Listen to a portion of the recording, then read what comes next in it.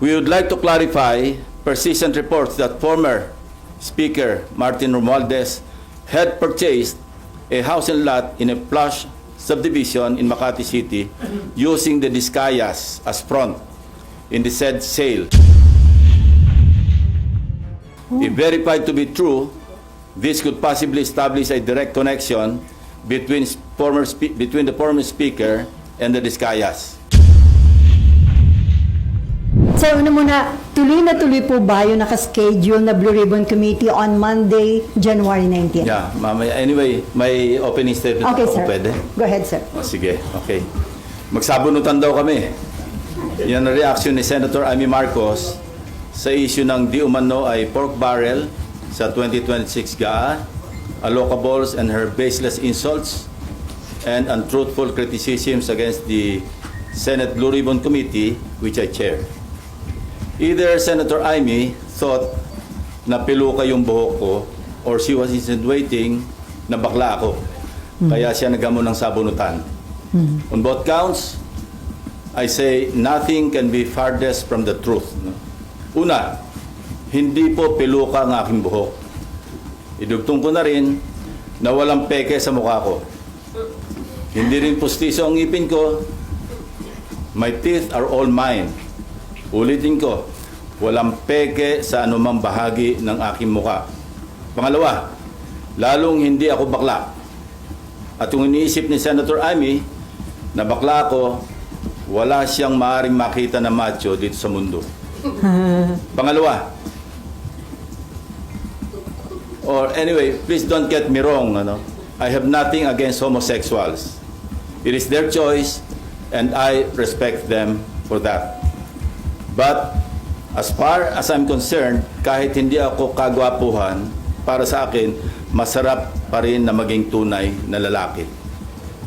At tulad ni na Tito Soto at Kiringo Hunasan, macho din po ako. Lalaking lalaki. Period. End of discussion. On Monday, January 19, we will resume the Blue Ribbon Committee hearings to further clarify some issues surrounding the flood control anomalies.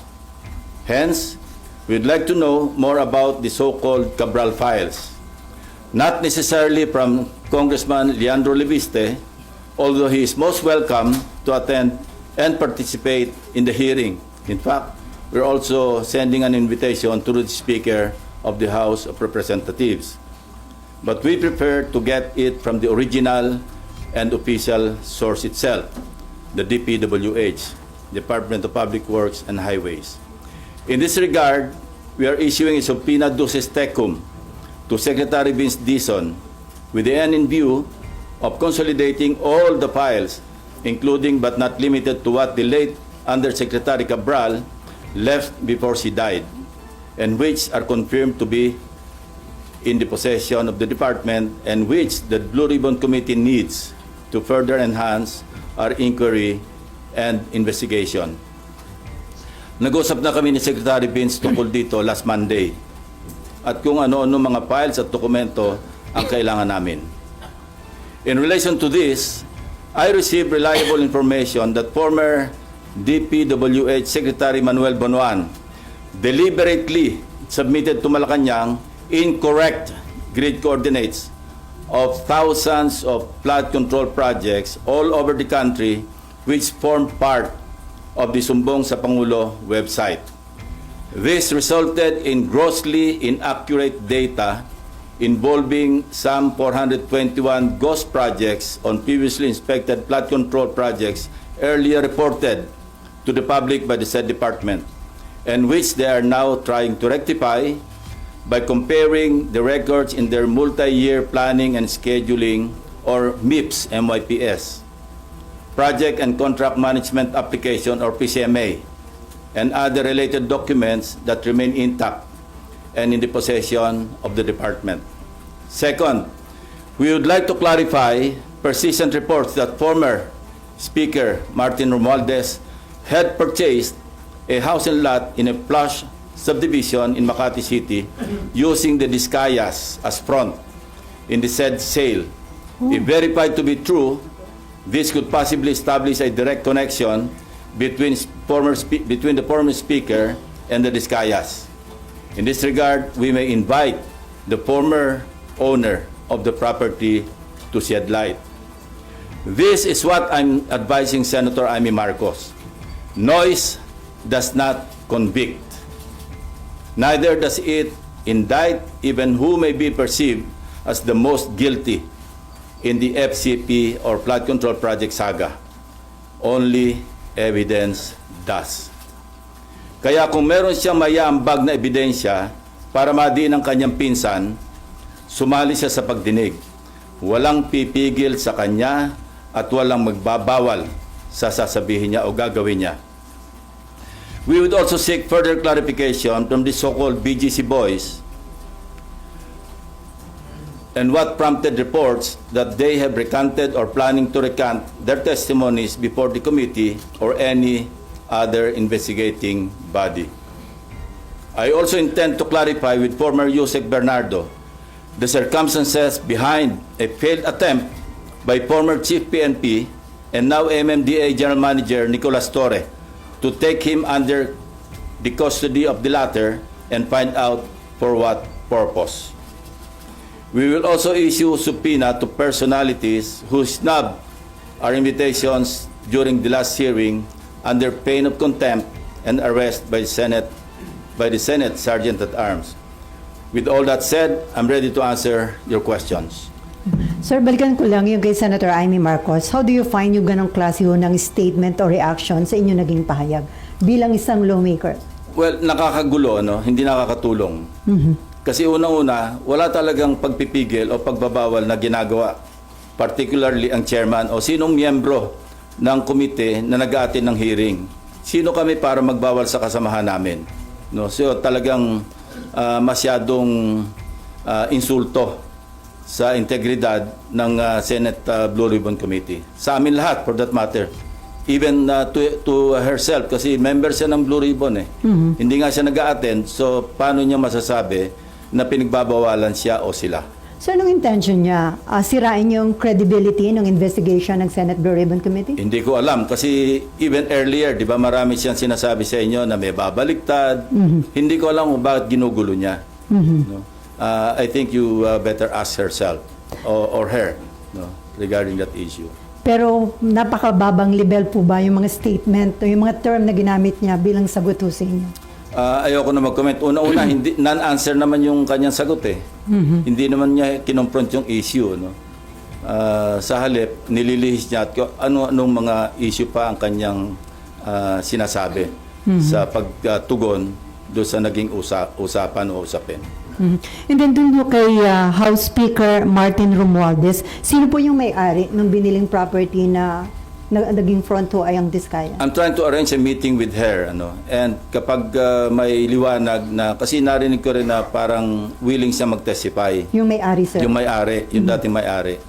Para talagang, at least, ano, pwede nating paghanapan o magsimula ng investigasyon tungkol sa direct connection o direct link between the Discayas and the former speaker. Pero mag-attend na ho this coming Monday yung may-ari ng property? Sinasabi ko, nag-arrange ako ng meeting sa kanya at kung sasang-ayon siya na mag-attend, papadala namin siya ng invitation. Sino po yung source ng information na... Marami. Marami nagsasabi niyan. So ito na po yung pwedeng maging direct link at baka yung hindi... simula, para may pagsimulan yung kung sino man yung gusto mag-imbestiga. Against former Speaker Romualdez? Not necessarily against, but to shed light. Bakit ganun ang connection?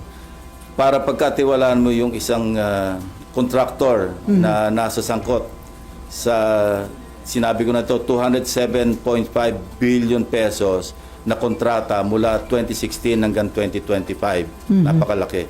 So kung merong connection, dapat na maliwanagan natin kung bakit ganun kalakas ang tiwala para ipagkatiwala mo yung pagbili ng isang house and lot sa isang subdivision, sikat na subdivision sa Makati City. At magkano po yung amount nung... Name your price yung usapan. Gusto natin maliwanagan kung magkano talaga nagkabentahan. Pero hindi po invited si former Speaker Romualdez? As I said, pagdating sa counterpart namin sa House, mayroong parliamentary courtesy na umiiral. At pwede lang namin silang imbitahan, hindi pwedeng pilitin, through the House Speaker. Pero kung ayaw nilang mag-attend, wala rin kaming magagawa. Kasi ganun din ang dapat na tratong ginagawa nila sa amin.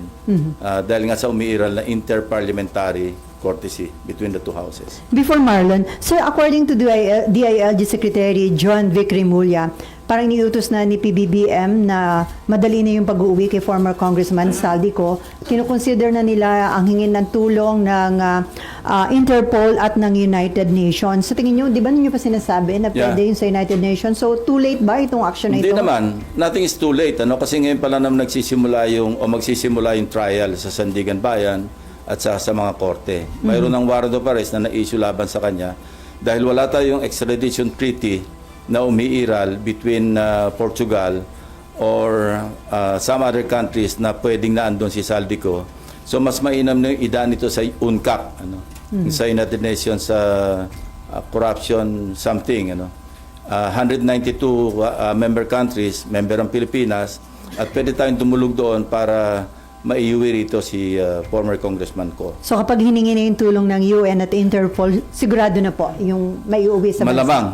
At saka yung European Union, alam ko meron silang agreement na magtutulungan sila kung nasa isang bansa na walang extradition treaty ang naghihiling na bansa, pwedeng dalhin doon sa bansa na kung saan may umiiral na extradition. Maraming paraan.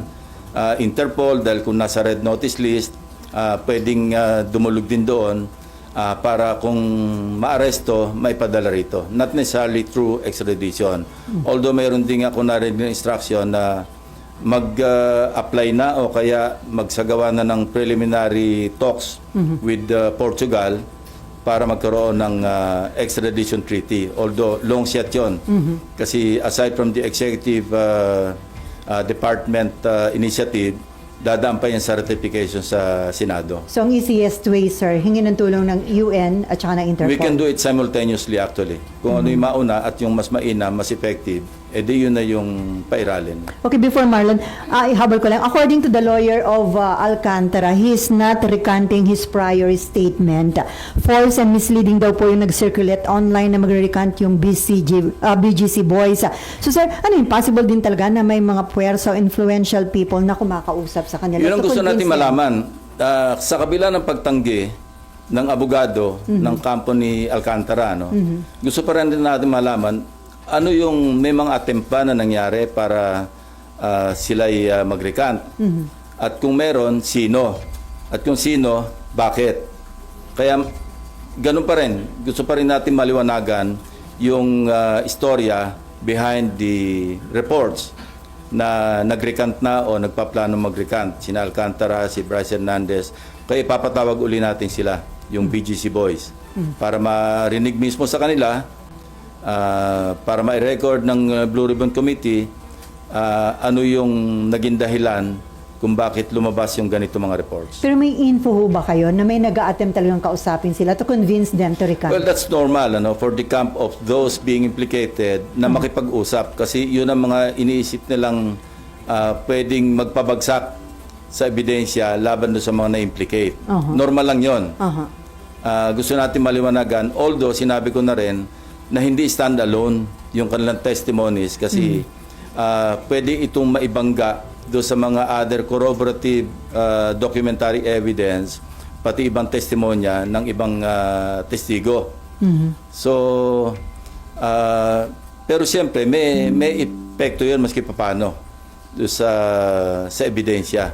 Lalo na sa pagdating sa trial kasi guilt beyond reasonable doubt ang threshold.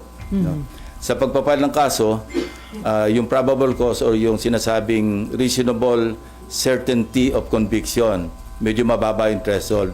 Pero pagdating sa husgado, napakabigat nun. Guilt beyond reasonable doubt ang kinakailangan. So, lahat ng ebidensyang kailangan maisalang sa korte, kailangan nandoon. So, still, kailangan pa rin na naandyan yung matibay na testimonya ng mga sina Alcantara, Bryce Hernandez, JP Mendoza, para talagang masolidify yung kaso sa korte. At sila nandito pa rin, sir, sa Senate custody. Nandiyan pa rin na. sila, oh. So kung meron man nakikipag-usap, possible ba yun kung nakadetain sila? Hindi naman kailangan direktang kausapin sila. Pwedeng sa Lawyer to lawyer. Oh.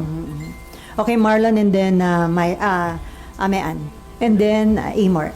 Sir, yung former secretary mo naman, sir, yung information, sir, niya na intentionally mali yung sinabit niya or Yes, very reliable. sir, may witness, sir, na harap to testify on that. Meron. And what do you make of that, sir? Well, deliberate. Ibig sabihin, no-cover up niya talaga. Kaya looking back, naalala ko, meron siyang binanggit tungkol sa ilahad ko sa aking privilege speech doon sa nauhan. Ang sabi niya, mali raw yung grid coordinates. Although sigurado kami, kasi personal naming pinuntahan ng teams namin, yung mismong ghost flood control project. At nakausap mismo yung barangay chairman, mga tao doon, na talaga merong nakalaan na proyekto na hindi nagawa. No? So, doon pa lang, kasi nag-flashback sa akin yun eh. Kaya pala, sinasabi niyang ang grid coordinates daw mali, yung pala, nasa utak niya, alam niyang minali niya. Hindi naman kami, kasi at that time, sa privilege speech ko, wala pa naman yung sumbong sa Pangulo website eh. At least yung first privilege speech. So nag-rely kami sa sarili naming sources. But eventually, I think sa second namin, nag-rely kami sa sumbong sa Pangulo. So, ganito kasi yung istorya. Ang unang report, 421 out of 8,000, di ba? So yun, bloated yun. Why? Because when the AFP, yung composite team or teams ng AFP, PNP, yung DepDep, kung pupunta sila sa isang lugar para mag-inspeksyon ng suspected ghost flood control projects, at mali yung grid coordinate, siyempre wala sila makikita ng project. So i-report nilang ghost yun. So ang outcome, masyadong bloated yung 421. So substantially, lower dapat yung bilang ng ghost flood control projects. Yun ang naging resulta nun. And the DPWH is now trying to rectify by comparing yung multi-year planning and scheduling. Kasi yun yung nasa plano, alam mo, multi-year. Ko-compare yun sa PCMA, yung sa monitoring. Pagka nagtugma, yun talaga yung grid coordinates. So yun ang ginagawa nila ngayon. At merong isusupina namin doon sa STECOM, tulad ng sinabi ko kanina, yung DPWH. Nag-usap na kami ni Secretary Vince Dizon tungkol dito. Magpapadala siya ng 2 USEC para mag-testify at dalhin lahat yung dokumento kasi doon sa STECOM. Sir, anong ibig sabihin sa publicity ni Secretary Bonoan doon sa Ghost Flood Control Project? Well, maliwanag. Maliwanag kasi even sabihin natin hindi siya maging principal, sa cover up pa lang, no? Kitang-kita mo yung kanyang complicity. Now, Secretary Bonoan is in the United States. More or less, may idea naman kami, yung authorities, kung nasaan siya doon. And minomonitor naman siya ng ating embahada ron. So, kung may lalabas na warrant para sa kanya, and kasi papadala namin siya ng subpoena. At siyempre, hindi siya makakarating, makokontempt siya at pa-issue din namin ng warrant. Even in the absence of a judicial warrant, we can request the proper authorities para maibalik siya sa Pilipinas. Sir, may criminal liability na tingin nyo yung sa pag-cover up niya? Hindi lamang doon, kasi sabit na nga siya, di ba? In-implicate na siya ni Bernardo eh. Na tumatanggap siya, binadalan siya ng 1 billion pesos doon sa sinasabing listahan na hinandle ni Bernardo. So, kumbaga, minor lang itong pag-cover up niya sa complicity o sa criminal case o cases na haharapin niya. So Sir, sa halip na makipag-cooperate, nag-submit pa siya deliberately ng incorrect. Well, that's part of misleading Malacanang. Kasi yung sinabit niya sa PMS, yun nga, incorrect. And this information came precisely from the DPWH. Kasi na-check nga nila na mali-mali. Kung isa o dalawa lang yung mali, pwedeng inadvertently na-omit, o kaya nagkamali. Pero katakot-takot daw talaga, and kita nila na deliberate yung pagsasubmit ng mali-maling grid coordinates. So, sir, lalo isipin lang- mo, sumbong sa Pangulo, niloko niya pa. So lalo lang inilubog ni Secretary Bonoan yung sarili niya dito sa Akala niya makakalibre siya, pero yung records, hahabulin ka ng paper trail eh. Like for example, halimbawa si Speaker Romualdez, sa ngayon, as we speak, no, sasabihin ko pa rin, wala naman talagang directamenting nag-implicate sa kanya except Gutesa.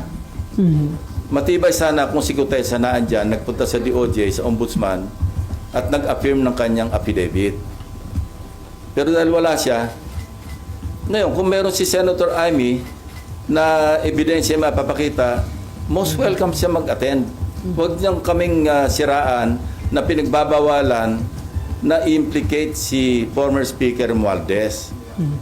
Kaya sa Lunes, kung meron siya pinanghawakan, pumunta siya, kung gusto niya, bibigyan ko siya ng isang oras para ilahad-lahat yung kanyang ebidensya kung meron.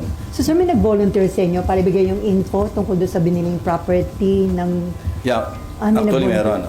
Kaya nga pinaparents ko na kung pwedeng makausap yung dating may-ari para siya na mismo yung magsabi ng Detalye. ng mga detalye. Ang meeting nyo before January 19. Pinipilit kong before Monday. Para kung sakali pwede siya mag-appear Yeah. online, the Correct. 19th. Okay, Mayan. Sir, yung maling grid coordinates ni Sec Bonoan, so technically niloko niya si Pangulo. Hindi technically, niloko niya si Pangulo. Sir, layman's term, nag-submit siya ng grid Sa coordinates. PMS. Oh. Opo. Ibig bang sabihin, sir, kung yun yung sinunod, merong project na makikita doon? Hindi. Ano- Pag mali-maling grid coordinates, siyempre, walang project doon sa grid coordinates. Mali eh. So pag inspection nitong DepDep ng AFP, ng PNP, wala makitang project, i-report nilang ghost yun.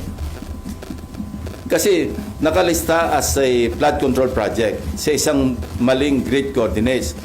Pag pinunta mo yung grid coordinates, wala ka makitang proyekto. So naturalmente, i-report nila, ghost ito, walang proyekto eh. Lalong napahamak Bloated. lalong napahamak yung DPWH, sir, kasi mali yung grid coordinates. Hindi, pero nire-rectify na nila ngayon eh. Nagsasagawa sila ng panibagong inspeksyon doon sa mga tamang grid coordinates. Ang naging implication lang is yung 421. Kaya nung nag-extrapolate ako, di ba? Kasi kung 30,000 lahat, sa 8,000 pa lamang mayroon ng 421, that's something like 2.5% na ghost. So pagkalaki-laki sa yung sinabi ko na possible na ghost control, flood control projects. So bloated yun, substantially bababa yun. But it doesn't mean na walang ghost flood control projects. Kasi kami mismo, may mga nakita kami eh. Sir, sabi nyo, ihasabpina na po siya this coming for the... Okay, so hindi siya makakarating kasi nasa US siya. Iko-contempt nyo, iwawarrant. What happens next? May huhuli ba sa may kanya? warrant siya, may legislative warrant siya na pwede siyang hulihin. So we will make arrangements with the US Embassy, the Ambassador Babe Romualdez, na kung pwede makipagtulungan, makipag-coordinate sa US authorities para maibalik siya rito. Technically, maaaresto siya sa US para maharap siya dito. May harap siya dito. Unang-una, siyempre, mag-expire yung visa niya, yung stay niya. He cannot stay there forever. Kasi normally, di ba, binibigay na yung longest na stay sa Amerika is 6 months. No?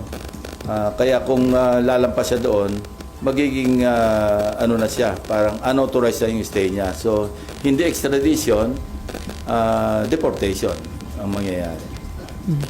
Okay, before Amor, sir, nabanggit nyo doon sa Cabral files, may 5 cabinet members, di ba? Invited po ba sila sa next hearing? Hindi pa kasi alam niyo may nakiusap si Senate President Soto. Wag masyadong marami kasi nakatunganga lang yung iba eh. Hindi naman natatanong. Let's just focus on the more significant parang issues to be tackled. Anyway, mahaba pa naman. Pwede pang tumawag na susunod na pagdinig kung ipapatawag natin yung mga dapat ipatawag. May report po na sinabi daw ni Congressman Leandro Leviste na inalok si Cabral na maging state witness kapalit ng pag-implicate kay dating Budget Secretary Amena Pangandaman. Doon po ba, sir, sa naging initial meeting ng office nyo sa abogado ni Cabral? Walang may ganon. mention na ganon? Ang na-mention lang is willing siyang mag-testify, willing siyang mag-cooperate. Kaya lang, noong mga initial information na binibigay, hindi kami nag-agree Dahil sa tingin ko, kulang-kulang. Mhm. Kasi ang sinasabi lang doon, kinonfront namin siya tungkol sa sinasabi ni Bernardo na nadala sa kanya ng pera sa bahay niya, hindi ba? Mhm. Ang sinasabi niya, katulad din nung unang meeting namin kay Bernardo, na sabi niya, Senator, hindi naman ako nagmamalinis. Siyempre, pagka birthday ko, pagka Christmas, nireregaluhan ako ng mga district engineers, regional directors, mga 100 million, mga ganon. So, doon pa lang, red flag na sa amin yon. Sino magbibigay ng birthday gift na 100 million? Maski ikaw ay undersecretary.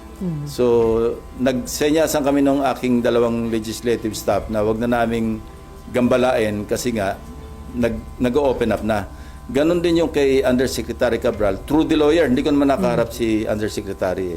Ang preliminary namin noon yung lawyer. In fact, magmi-meeting ulit kami ng lawyer, I think tomorrow. Ni Cabral. Lawyer ni Cabral. Para anyway, kasi meron siyang binahagi sa aming dokumento rin. Ito na nga yung December 27, 2024 SARO na nanggaling sa unprogrammed appropriations. 50 billion pesos na 30 billion doon ay flood control projects. At doon sa 30 billion pesos worth of flood control projects, katakot-takot ang ghost. So, galing kay Undersecretary Cabral, kasama yun sa isusupina namin doon sa STECOM, sa DPWH.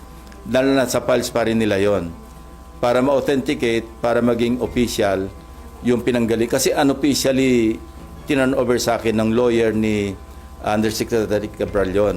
So, kailangan galing mismo doon sa original source, which is the DPWH. At sabi nila, dadali nila. So sir, si Amena Pangandaman, hindi kasama doon sa 5 cabinet members? Saka na natin na pag-usapan yung issue na yon. Unahin muna natin yung sinasabi ko na gusto sige. naming matakel muna. Okay. Amor, and then si Nympha, and then si Victoria. Opo. So, Sen, yung Cabral files, can we expect na matatakal na siya in detail by Monday? Yeah, I think so. Kasi imbitahin din namin si Congressman Libiste. Kung mag-a-attend siya, di mag-compare notes na lang sila ng DPWH. Anyway, naandyan yung DPWH, naandyan siya, andyan sa Blue Ribbon. So, pwede niyang ikumpara yung kanyang files with those of the DPWH. So far, sir, may commitment yung DPWH na talagang magre-respond sila positively to the Yes. subpoena. Nag-usap na kami. Ni Secretary Vince. At saka pinag-usapan na namin kung ano yung mga dokumento na mapapaloob do sa aming subpoena do sa STECOM. Opo, and balikan ko po si former Secretary Bonoan. December 17, I think, sir, dapat yung pagbalik niya sa bansa, Correct. yun yung commitment niya. Sir, do you have information? Ano po bang plano? Bakit siya nagstay doon? Nagtatago na po ba? Or may balak na hindi bumalik ng bansa? Yun ang indication. Kasi ang pangako niya, siguro ang paalam niya, or I believe, I'm not sure, no, na yung visa niya hanggang December 17 lang eh. I'm not sure. Kaya ang sinabi niya, babalik siya ng December 17. January na ngayon. Sir, anong implications for you nung hindi niya pagbalik on time? Hindi ko alam kung ano yung kanyang iniisip. Pero mahirap. Ako lang yung nagtago na hindi nahuli. Mahirap magtago. And balikan ko rin po si former Speaker Romualdez. Sir, kung mapapatunayan na yung connection niya with the Discayas, I think ang nabanggit po ninyo ay ginamit as front yung Discayas sa pagbili ng property. Ano po yung implications naman dun sa kaso ni Romualdez? At the very least, yung direct connection or link niya with the Discayas. Kasi hindi lang ganun. Hindi naman siguro nag-ahente si Discaya. No? Kung siya yung front, siya yung lumalabas na bumili, ganun na lang kalaki ang tiwala, kung totoo ni former speaker, kay Discaya. So, hindi ganun kababaw yung kanilang yung kanilang samahan. So, ibig sabihin, sir, kung may ganun silang connection, mas malalim pa yung ibang possible transactions nila. Correct. That is the implication. I'm not saying na cast in stone na talagang involved na talaga si former speaker. At least, we have something to start with, di ba? And sir, yun pong pagbili ng bahay, kinonfirm po yun nung may-ari, nung dating may-ari, na si former Speaker at Discaya yung bumili. Through third parties. Yeah. Naikukwento niya nga yan eh. Kasi ang isa sa mga kwento, nung mapanood ng mga maid sinadiskaya rito, ma'am, yan yung bumili ng bahay mo ah. Ganon. Yun yung konting detalye, no? But these are, of course, hindi galing sa, so to speak, yung horse's mouth. Kaya gusto natin, maimbitan mismo yung former owner na siya na mismo magsabi na ang kausap niya, mga diskaya. But hindi lang isang source ito, maraming sources ito. I've spoken to at least 3 sources na pare-pareho yung sinasabi. Pero di pa sure na darating may ari, sir. Hindi pa kami Mag-usap pa. hindi pa nagkakausap, pero may mga indication na gusto mag-testify. Pero sir, wala kayong hawak mga dokumento Wala. ng bentahan, Wala. ng proper, wala pa. Okay, meron ka pa? Okay, Nympha. Thank you. Sir, pa-clarify lang, tama po ba yung sinabi niyo kanina na si Bernardo is seeking custody kay... Hindi. It's the other way around. Okay. Si General Torre po. Yeah. Nagulat siya noong meron nag-offer sa kanya na magbigay ng sanctuary. Kasi wala naman sa custody ng Senate si Bernardo. No? I think this happened before his third appearance. No? Nung he was about to appear for the third time yata, ewan ko kung nakailan na siya. Nung nagkausap kami, kinuwento niya sa amin yan na sinabi sa kanya na pwedeng mag-seek ng sanctuary kung gusto niya. Pero pag labas niya doon sa pinanggalingan niya, nakita niya si General Torre. Umatras siya. Sabi niya, doon na lang ako kay Senator Lacson. Although he was not under my direct custody at that time. So nakita niya mismo at hindi siya pumayag na magpa-custody kay General Torre. Hindi ko nga alam. It was a big and still a big wonder sa akin. Bakit napasok sa picture o sa scene, sa eksena, si General Torre? Sir, papatawag niyo po si General Torre? Hindi pa. Gusto mo natin marinig kay Yusek Bernardo. Although nasabi niya na sa akin yan, hindi niya palang na-testify. Pero nasabi na, hindi lang sa akin, kundi sa harap mismo ng aking mga kasamang abogado. At meron din siyang kasama noong naikwento niya. Nagulat nga rin ako. Hindi na, that time, hindi na. Hindi pa rin siya MMDA. Kaya nga sir, anong authority niya para... Hindi ko alam. Hindi ko alam. Pero sir, nakausap niyo may nakausap niya kayo or na-communicate kay General Dinolunteer Torre? ni Yusek Bernardo sa amin yung information. Okay. Nawaglit lang sa isip ko na i-pursue yung angulo na yon. Kasi ang dami nating inaasikaso pa mga issue at that time. Now, it just occurred to me, kasi naulit-uli yung usapan na yon doon sa aming meeting last Monday. Hindi ko na sabihin kung sino mga kausap. One of them, si Secretary Vince Dizon. So, Sir, kailan yung nangyari yung insidente? Yung more or less, before yung last appearance niya eh. Yan. yung ano sir, yung may... Third na yata yung appearance niya na yun eh. yung before nung parang may ano yun, supplemental ano siya, testimony. Yeah. Yung huling-huli, bago yung huling-huli, between the second and the third, kung third yung huli. Sir, kung doon sa mga BGC boys nagkaroon ng issue ng possible na pag-recant, pagdating kay Yusek Bernardo, ito determinado na talaga sa kanyang testimony. Kasi just like Henry Alcantara, nakapirma na siya ng MOA eh.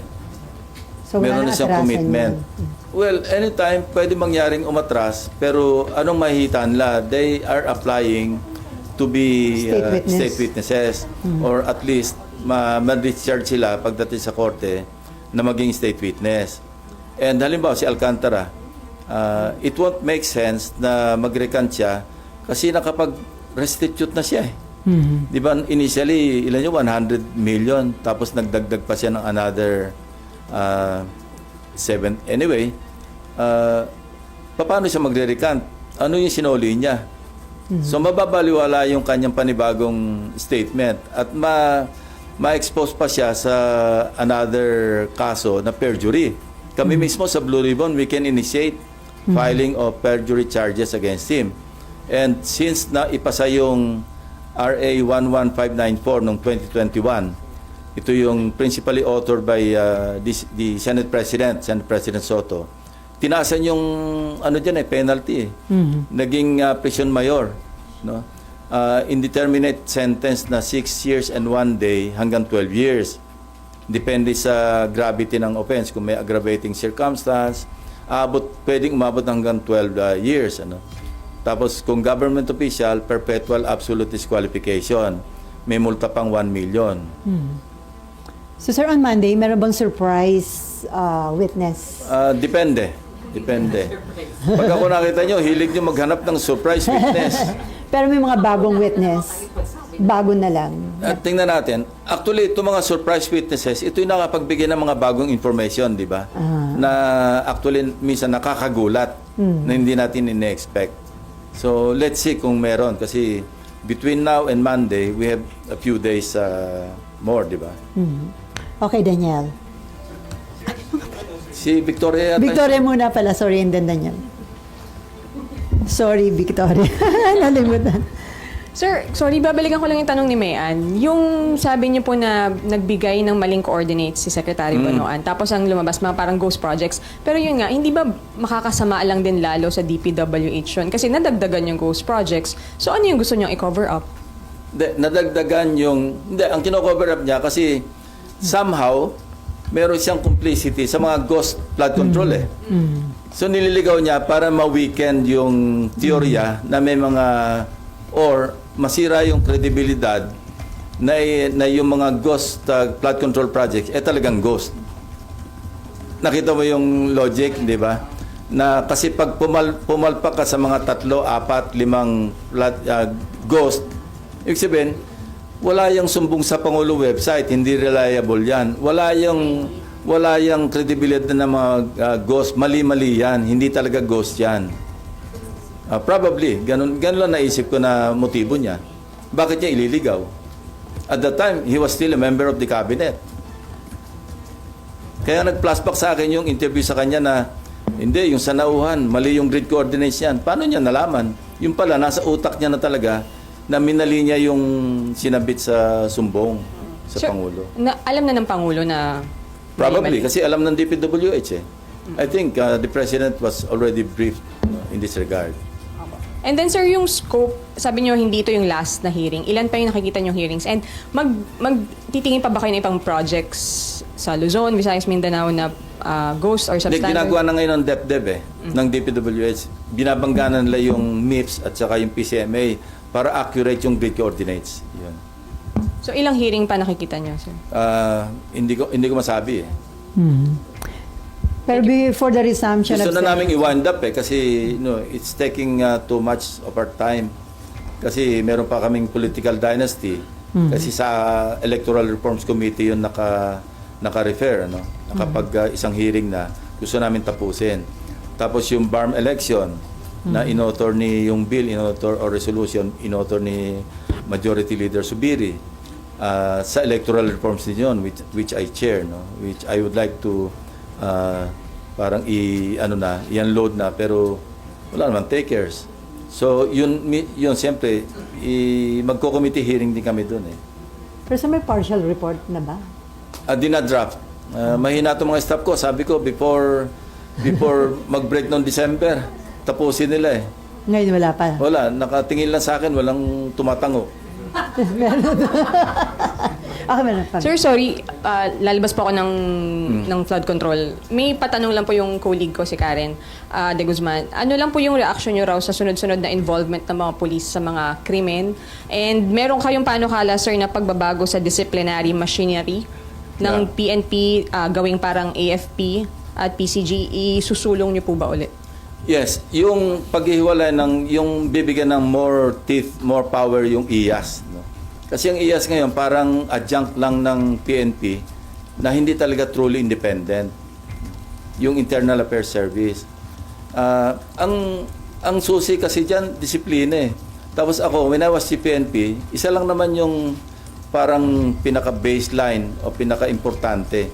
Leadership by example. Pag yung PNP hindi tumatanggap, meron siyang moral authority na sabihan yung kanyang mga tao, huwag kayong mangotong, huwag kayong mag-commit ng crimes. So, ganun lang yung sikreto. And, alam nyo, si General Tates used to be my aide-de-camp. He was then a lieutenant, inspector at that time, kasi hindi pa nababago yung rango. And, alam niya yung style ko noon na CPNP. And I hope he, with the assistance of the DILG Secretary, pagtulungan nila talaga i-disiplina yung police. Kasi ang inuna ko nun talaga yung tawag ko, ICU. Inept, corrupt, and undisciplined police officers. ICU, ang tawag namin doon. So sir, ipa-file nyo ba uli yan? I May ipa-file kayo? Kung hindi ko na i-refile, ipafile ko ulit Okay. para talagang maging batas. May institutionalized. Thank you po. Okay, Danielle. Where is Danielle? Danielle. BGC Boys, kasi di ba, isa sa mga unang binakbakan yung... Hindi naman binakbakan. Kasi parang nagiging track na nila, parang witness na eh. So, tingin nyo ba dapat off the hook na? Or No, dapat pwede silang mag-state witness doon lang sa particular na mga cases na kung saan nag-testify sila. Pero kung mayroong mga susulpot pang ibang, kasi ang daming projects ito eh, na hindi saklaw doon sa kanilang pinapasukan, ina-applyan to be state witnesses, hindi sila state witness doon. Hindi ba? Kasi sila yun i-implicate. Depende yun sa DOJ, depende yun sa korte. So, wala pa rin sila lusot sa iba. At saka hindi naman guaranteed na pag nag-apply ka, siguradong tanggap ka. Pwede kang mag-suffer ng ibang consequence or consequences na ma-shorten lang yung jail term mo through plea bargaining. Nag-restitute ka, pagkatapos umamin ka, pwedeng sa halip na mahaba yung jail term, babaan, okay, bigyan ng probation, yung mga ganon. Ito yung parang sinabi ko sa kanila nung nag-uusap kami tungkol sa pagiging state witness. Ito yung mga options. Pwedeng hindi kayo makulong kasi discharge as a state witness. Pwedeng makulong pero mas mababa yung, or pwedeng masintensyahan pero under probation. Hindi na kayo makukulong. Okay, before Mayan and Camille, sir, dun sa latest Pulse Asia survey, lumabas na bumaba na yung tiwala ng publiko na may makukulong at mapaparusahan na mga big fish. Ang sabi nila, pag daw maliliit lang, kapag may pera, hindi napaparusahan. Mas hindi pinagkakatiwalaan daw yung ICI at DPWH at mas pinagkakatiwalaan nila ang media at civil society organization. Hindi mo ba masisisi? Rightly so, no? Kasi kailangan mag-under-promise ka, mag-over-deliver ka. Huwag ka mag-over-promise tapos mag-under-deliver. It seems na gano'n na nangyari kasi quite so often, narinig natin yung before December may makukulong. Before December 15, before Pasko, may makukulong. Tapos yung New Year eh. So sa perception, siyempre, ng tao, may mangyayari ba talaga rito? Kasi nag-promise ka, hindi nangyari, maski pa paano, bababa yung expectation, bababa yung trust. So that would explain kung bakit bumaba yung trust ng mga mamamayan natin sa mga institutions. Pero sir, sa tingin nyo, seryoso pa rin naman yung administration. Very serious, very serious. That I know for a fact. Ano? Kasi I've been talking to the DOJ, Ombudsman, seryoso talaga. Okay, Mayan, and then Camille. Sir, move on na ako from flood control. Senator Bato, by any chance, baka po nakausap nyo? Kasi sabi ni Sec John Vic, around the periphery of Davao City lang daw, he's just going around on a motorcycle. Ang problema kasi kay Senator Bato, wala naman tayong official na warrant of arrest coming from the ICC. Kaya, okay, unang-una, it doesn't make sense to me na nagtatago siya. Hindi naman siya wanted eh. I don't know, nasaan yung warrant? Ando lang, sinabi sa atin na mayroong warrant, pero wala tayong nakikita. Unless, si Senator Bato mismo, nakita niya yung warrant of arrest niya. Kaya siya nagtatago. But as far as you, me, or I, are concerned, wala tayong alam na mayroong warrant of arrest eh. So mali yung diskarte na hindi na siya nagpapasok sa Senado, na wala naman talagang tangible na warrant. Kung ako siya, papasok na muna ako. Wala naman ako warrant eh. Ngayon, kung talagang, unless positive siya talaga na meron siyang warrant, diskarte niya na yun. Diskarte naman ng law enforcement na hanapin siya. Kasi okay, I have no moral ascendancy na sabihin sa kanya mag-turn over sa yung sarili niya. Kasi ako mismo nagtago. Yun ang tinatawag na moral ascendancy. Kasi kung ako noon, hindi ako nagtago at nag-surrender ako, sasabihin ko sa kanya, mag-surrender ka. I cannot tell him that.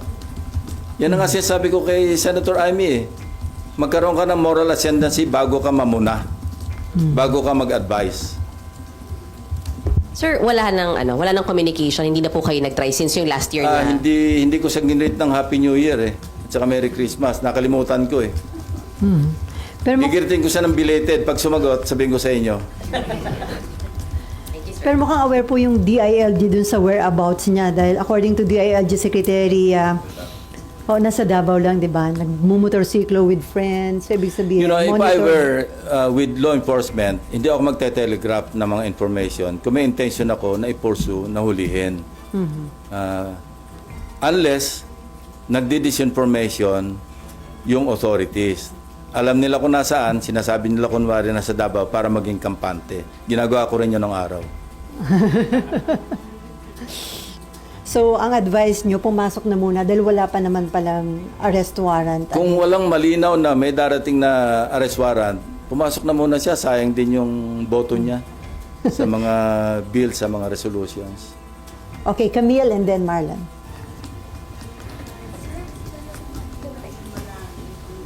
Nasaan na yun? Si Camille Balagtas. Walang, nasa ng microphone.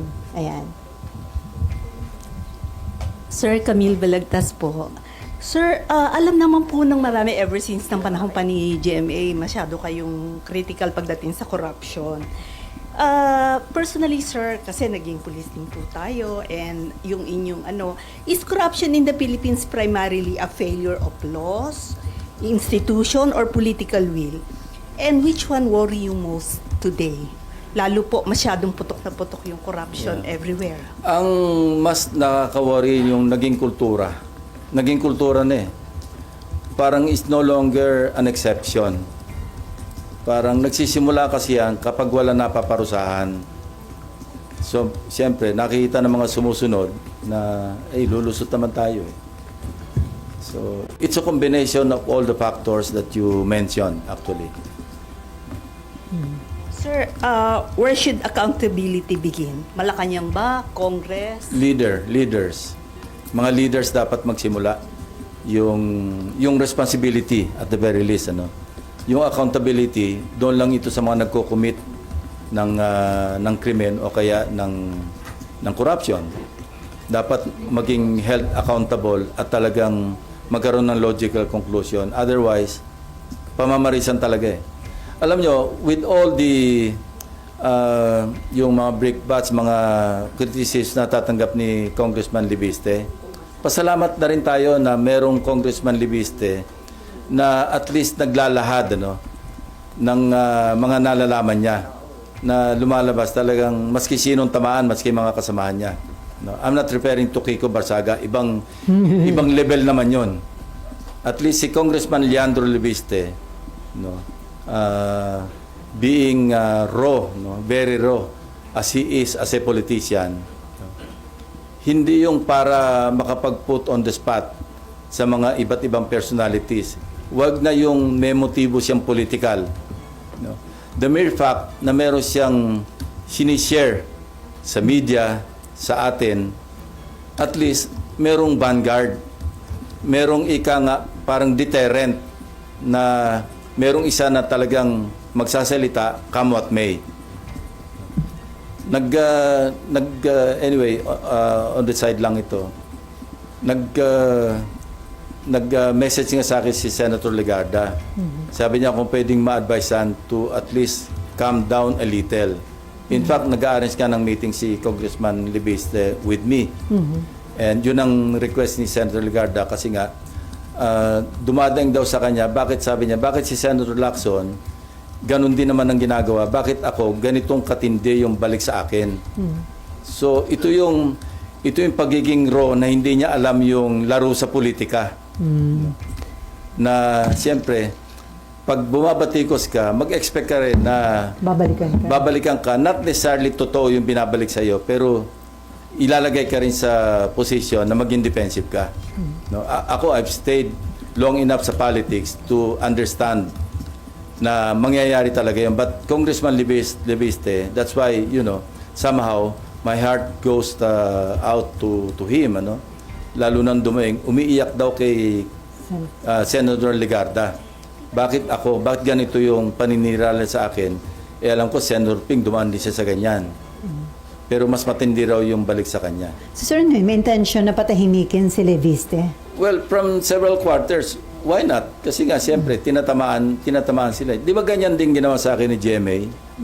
Hanggang sa talagang nag-fabricate ng kung ano, Ador Mawanay, no? Ginawa akong money launderer, ginawa akong drug lord. Ganyan, part ng ano yan eh. At that time, kasi neophyte din ako noon, I could not understand. No? But now, looking back, naintindihan ko na. Yun talaga yung laro eh. So, may schedule kayo na meeting with Congressman Leandro? Hindi pa na-schedule pero noon pa yan eh, noon pa nagre-request ng meeting. Dahil nag-worry Hingi ng advice. si Senator Nangingi lang ng Loren. advice. Oh. Not through Senator Loren, direkta naman siya, meron naman ng number sa kanya. May number ako sa kanya. Kaya, Ate, okay, Leandro. wag yung bara-bara. At sabi ko na rin kay Senator Loren na ano, parang i-telegraph niya ng konti, wag yung araw-araw nasa TV siya. Kasi di ba nakakaumay din? Okay, Marlan. Then initially, yung binabanggit niya na 421 most projects, or less than that, initially sa may figure kayo nun, kung magkano. Hindi, sila yun eh. Doon nang galing eh. Kaya nag-extrapolate ako sa 30,000 kung 2.5% ang ghost. Tapos in-equate ko doon sa total amount ng mga flood control projects. Doon lumabas yung pagkalaki-laki numero. And I remember, I recall, during the hearing, di ba kinonfront ko si Undersecretary Bisnar? And parang very reluctant, tentative yung kanya sagot. Hindi diretso. Yung pala, at that time, he already knew na merong ganong pangyayari na mali-mali yung grid coordinates. Kaya hindi siya makasagot ang diretso nun eh. Di ba umabot kami sa 471 kasi sabi niya may nadagdag pang 50-something. Pero very tentative ang sagot niya noon. Nahalata ko yun eh. Bakit hindi sa definite? And I know him kasi being a former police officer himself, na nakatrabaho ko. Alam ko, iba yung ano niya, hindi siya yun eh. When he was answering my question during the last hearing. So anyway, this will be clarified, as I mentioned earlier, sa Monday. Kasi sabi ko, mag-ready ka because I'll ask you these questions. And you should be prepared with all the documents. And he and Secretary Dizon said yes. So alam na namin, tukoy na namin kung ano yung mga dokumento. In fact, the others, yung ibang dokumento, in advance na nila. But I want them to testify on the authenticity of those documents. And sir, yung previously ko sir, yung mga interviews sa mga Diskaya, they were saying the same thing. Meron kaming projects ang mali yung grid coordinates. Do you think coordinated pati yun, yung pag-cover up na yun? Hindi ko alam. Although, yes, I remember, may sinasabing mali yung grid coordinates. Although ako, I will maintain na yung case studies namin, yung 6 na nakuha namin mga ghost projects, ano yun, eksakto yun. Kasi hindi lang naman isang source ang pinanggalingan ng grid coordinates. Kinuha rin namin yung grid coordinates hindi lang sa sumbong sa Pangulo, kundi sa DPWH website mismo. Kasi nasa open source naman yan eh. Alam namang i-research ng mga staff ko, yung sa open website, yung grid coordinates ng particular projects. Kasi may project description eh. So sa amin, tumbok namin, pag sinabi namin ghost, at least sa privilege speech ko noon, privilege speeches, alam namin ghost. Kaya with conviction yung delivery ko noon ng privilege speech. Sir, last question from Amor, pero bago kay Amor. Sir, some lawmakers o congressmen are planning to file impeachment complaint against the President and the Vice President. Pagdating to sa Pangulo, do you think marami pa rin siyang kaalyado at pwedeng hindi makalusot? No, ako, I cannot comment on that kasi pag na-transmit sa Senado yan, maging trial judge ako eh. So, ibabalik sa akin yan pag may sinabi ko, nag-comment ako tungkol sa impeachment, Pangulo man, Vice President man, o kung sinong impeachable official, babalik sa akin yun eh. Baka mapa-inhibit ako. Sayang naman yung maging boto ko for or against the respondent. So, I'd rather not comment pagdating sa impeachment, particularly or especially ng Pangulo at saka pangalawang Pangulo. Pero according to Senate President Soto, in case makarating dito sa Senate, sabi niya, a-actionan niya yun forthwith. Yun ang nasa Constitution eh. Oo. So makakaasa na yung taong bayan na ma-actionan forthwith yung articles of impeachment. Yung kasi nasa Constitution, shall act forthwith, di ba? Kaya wala naman choice kundi sundin yung Constitution. Na hindi nasunod sa nakalipas po na leadership. Well, forthwith. Basta gagawin na lang namin. Tama si Senator Soto doon. Forthwith. And then, ano po yung implication sa stability at economy ng bansa kung dalawang highest leader of the land ang may impeachment case, sir? Kung merong basihan at matransmit dito, wala tayong magagawa eh. Painful as it is, pero dapat i-resolve natin, hanapan natin ng resolution. Either way. Pero maapektuhan nyo yung legislative work ninyo, sir, just in case. Definitely, kasi full-time yan eh. Okay, last question from Amar. Sir, clarify ko lang po, yung kay former Secretary Bonoan, papasabpina na siya to attend on Monday or invitation muna? Na-invite na siya last time eh. Kaya Susupina na siya ngayon. So dahil hindi siya sumipot ng mga nakarang hearing, papasabpina na siya for Monday? Pag hindi siya dumating, papakontempt na namin siya. Pa-issue namin siya ng warrant of arrest. Pero hindi pa nai-issue to sa ngayon, sir? Ngayon, pipirmahan ko mamaya. Kasi tinawag niyo agad ako eh. Pipirma sana ako eh. So ngayon dapat Tinawag ko ni ipipirma. Mayan eh. Sir, saldi ko. Ha? Sa Pina na rin saldi ko. Oo. Yes. Kasama siya. So ilan, sir, lahat yung i-issuehan ng subpoena? Ewan ko, may listahan eh. Nandun, sinulat na kanina eh. Pirma ko mamaya. Ha? Ngayon nyo na po pipirmahan niyo. Mamaya. Kanina sana eh. Pinababa na kayo na maaga. Sabi ni Mayan eh. Sorry na, sir. Okay, no more questions?